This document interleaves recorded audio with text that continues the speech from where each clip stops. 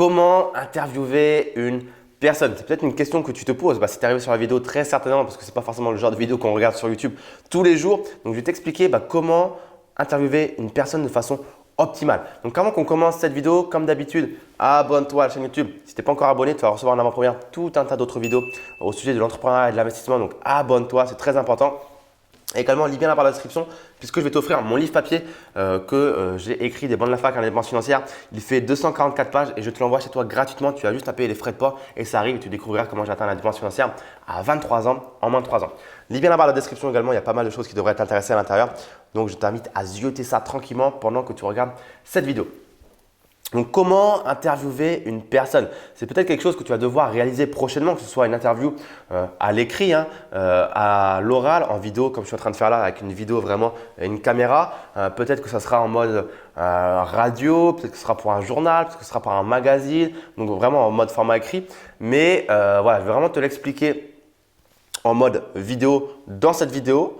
Mais sache que tout ce que je vais t'expliquer est valable si tu vas faire une interview à l'écrit ou un journal et que tu vas devoir rencontrer la personne et prendre des notes sur ce qu'elle va te dire au niveau des questions que tu vas lui poser. Le contexte est finalement plus ou moins le même, c'est simplement que tu n'as pas la caméra.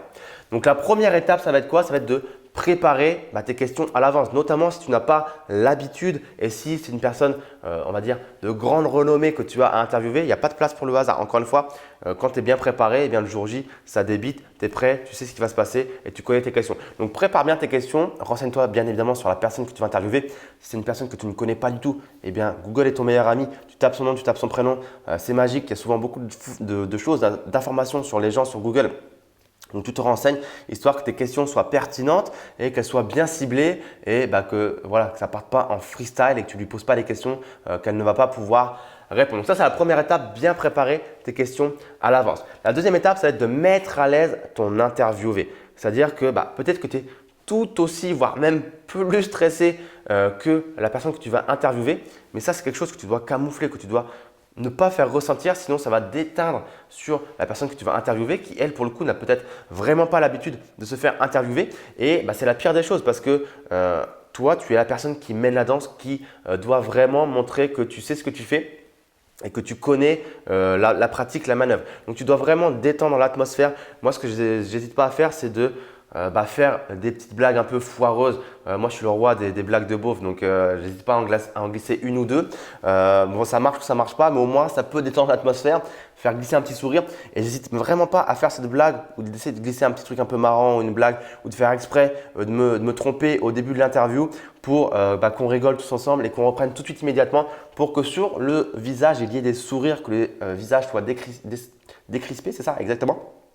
Et qu'il y a moins de stress. Forcément, si on a un fou rire avant, qu'on a bien rigolé avant et que moi, directement, je renchaîne en disant « Allez, c'est parti », la personne voit que c'est sérieux, que je suis reparti, donc du coup, elle se reconcentre. Mais elle a quand même le sourire parce qu'elle a les hormones, elle a sourit. Vous savez que quand on sourit, on dégage du bien-être. Donc voilà. Donc, mettre à l'aise l'interviewé et comment la met à l'aise en lui montrant tout, en lui expliquant tout. Donc, vous lui préparez un petit verre d'eau, vous lui dites comment ça va se passer, vous lui dites voilà, là, il y a la caméra. La caméra, il ne faut pas trop que tu sois stressé vis-à-vis d'elle. Oublie-la, c'est une interview, donc regarde-moi, fais comme si elle n'était pas là, fais comme si on parlait tous les deux dans un café. De temps en temps, tu regardes la caméra quand tu donnes un conseil qui est plutôt orienté vers les gens qui nous écoutent, tu regardes la caméra dans l'objectif, mais sinon tu me regardes moi, on se parle comme on était dans un café, tu la rassures, tu lui dis que si elle ne sait pas répondre, c'est pas grave, on n'est pas en direct, donc on coupe, on reprend. Il y a la magie du montage, on peut faire des cuts et c'est parfait, on ne verra rien. Si elle est stressée, quoi que ce soit, qu'elle bégaye, qu'elle n'est pas satisfaite de sa réponse, quoi que ce soit, c'est pareil, on coupe, on n'est pas en direct. Il n'y a pas de souci.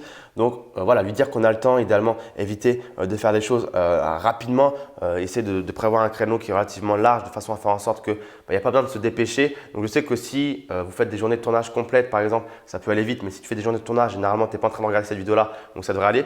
Mais voilà, si c'est ta première fois, prépare un créneau relativement ample pour préparer déjà la mise en place du matériel.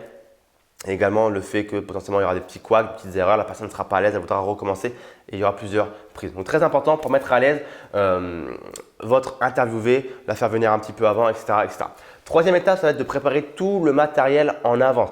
Idéalement, il ne faut pas que vous arriviez, qu'il y ait tout à déballer, la caméra, les micros, préparer le plan, comment on va faire, quel va être l'angle, comment on va faire pour que ce soit un petit peu stylé. Idéalement, il faut que vous arriviez dans un endroit, donc je vous recommande de faire ça dans les lieux publics. Alors si c'est une interview écrite où il n'y a pas de caméra, il n'y a pas de souci, hein, vous pouvez faire ça dans un café, dans un bar, dans un resto, ça passe crème.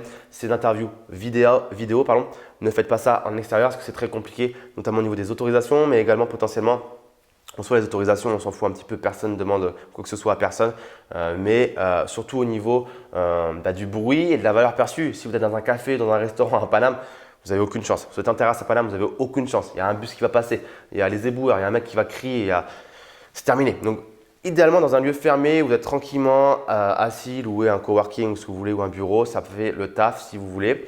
Et le matériel est prêt, la caméra, le trépied, les micros, les lumières s'il y a des lumières, des choses comme ça. Au moins, c'est terminé. L'idéal, c'est même d'avoir une équipe qui gère tout pour vous, de façon à ce que vous n'ayez qu'à vous concentrer sur ce que vous allez dire, les questions que vous allez poser. Parce que forcément, en tant que personne qui va mener l'interview, qui va gérer le matériel, etc., on peut un petit peu être stressé. Est-ce que la caméra elle tourne bien? Ah oui, donc il faut que je sois bien présentable. Ah, il faut que je pose la question, il faut que je mène la danse. Voilà, c'est très important quand même de s'entourer d'une équipe qui va pouvoir gérer pour vous également le déroulé technique et logistique du tournage. C'est très important. Quatrième et dernière étape, ça va être de mener la danse. Je viens de l'évoquer, c'est toi qui interviews la personne. Donc, tu n'as pas le droit de laisser des gros blancs gênants où tu as posé une question, elle t'a répondu et tu ne rebondis pas. Tu la laisses galérer. Là, c'est gênant pour tout le monde. Pour elle, pour toi, pour les gens qui te regardent. Donc non, il n'y a pas de place pour les blancs, même si la réponse de la personne, elle est décevante, elle est trop courte, elle n'a pas assez développé. Et que tu souhaiterais qu'elle développe plus, ce n'est pas une raison pour laisser un blanc. Au contraire, tu rebondis, tu mènes la danse, tu lui dis « Ah, c'est intéressant, est-ce que tu pourrais développer un petit peu plus ce point-là ou nous en dire un petit peu plus ?» Tu ne laisses jamais de blanc, sinon ça va être gênant et là, ça ne va pas le faire. Également, équilibre la parole. Généralement, c'est la personne que tu vas interviewer qui va parler un petit peu plus, mais des fois, moi, je vois des interviews où les gens, en tant qu'intervieweur, parlent beaucoup plus que l'interviewé. Et ça, je pense que ce n'est pas normal parce que le contenu, il est dans l'interviewé, c'est pas toi, c'est l'intervieweur qui pose les questions, donc c'est pas toi qui apporte la valeur. Donc, avoir une sorte d'équilibre dans la parole, c'est très important parce que c'est un échange. C'est pas un monologue. Si tu veux faire une vidéo solo, tu prends ta caméra, tu fais une vidéo solo et tu n'invites pas quelqu'un. Une fois, ça m'est arrivé que quelqu'un voulait m'interviewer et la personne parlait de longues minutes toute seule. Et pendant toute l'interview qui a duré 15-20 minutes, elle m'avait posé, je crois, une ou deux questions à un tel point, on était dans un hôtel, à un tel point que j'ai regardé la télé de l'hôtel parce que je me faisais chier. Elle parlait toute seule, elle parlait que d'elle et pas de moi alors que j'étais l'interviewé. Donc, c'était vraiment très bizarre. Donc, à la fin, je lui ai dit, j'ai volontairement laissé la personne s'enfoncer dans ce schéma où pendant des longues minutes, pendant 10 minutes, elle parlait toute seule. Et moi, je regardais la télé et je lui dis à la fin, est-ce que tu l'as bien ressenti? Comment tu l'as senti? Et ok, ça va, pour une première, je trouve ça allait. Et je lui dis, mais non, moi, je n'ai pas parlé, j'ai rien dit. C'est moi que tu interviews, tu ne m'as pas demandé de me présenter. What the fuck? Tu interviews quelqu'un, tu ne demandes pas de se présenter. Et tu m'as posé une seule question et c'est tout, tu as parlé pendant 10 minutes.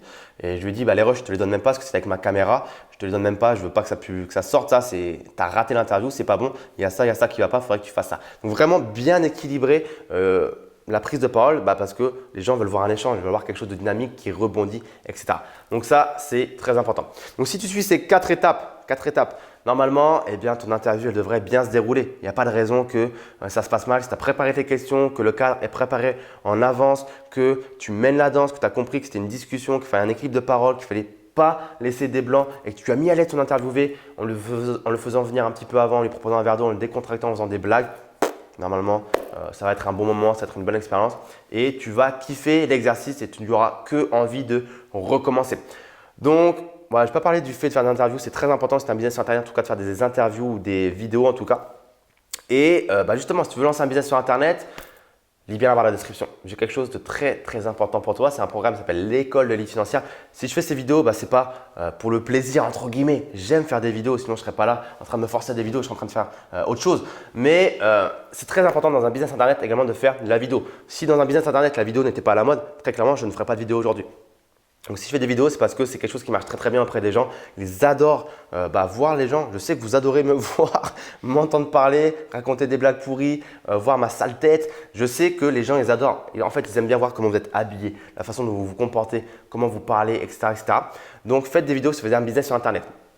Si tu n'as pas encore de business sur Internet et que tu souhaites en faire un, donc je te disais, lis bien la barre de la description. J'ai un programme pour toi, l'école de l'élite financière, dans lequel je vais t'apprendre à lancer un business de A à Z en personal branding et dans lequel notamment on va parler de la vidéo, comment faire des bonnes vidéos, comment ça fonctionne, YouTube, comment être référencé, comment avoir des vues, comment avoir des abonnés. On ne parle pas que de YouTube, on parle d'Instagram, on parle de LinkedIn, Facebook, etc. etc. Donc on parle de beaucoup de choses, on parle de comment trouver ton idée, on parle vraiment de tout de A à Z. Il y a plusieurs dizaines d'heures de formation, le marketing, les tunnels de vente, la fiscalité, avoir des clients, créer les produits, fixer son prix, on parle de tout. Donc tout est dans la barre de description. Si tu as aimé la vidéo, pouce bleu en l'air s'il te plaît, ça me ferait super plaisir. Commente-la moi en me disant si tu as déjà fait des interviews, si oui, comment ça s'est passé, sinon, pourquoi. Et partage la vidéo avec des gens qui seraient peut-être amenés à réaliser des interviews dans le futur pour leur business ou pour leur plaisir ou j'en sais rien. Chacun fait ce qu'il veut en tout cas. Mais voilà. Écoute, merci de m'avoir écouté. Je te dis à très très vite. Ciao, ciao.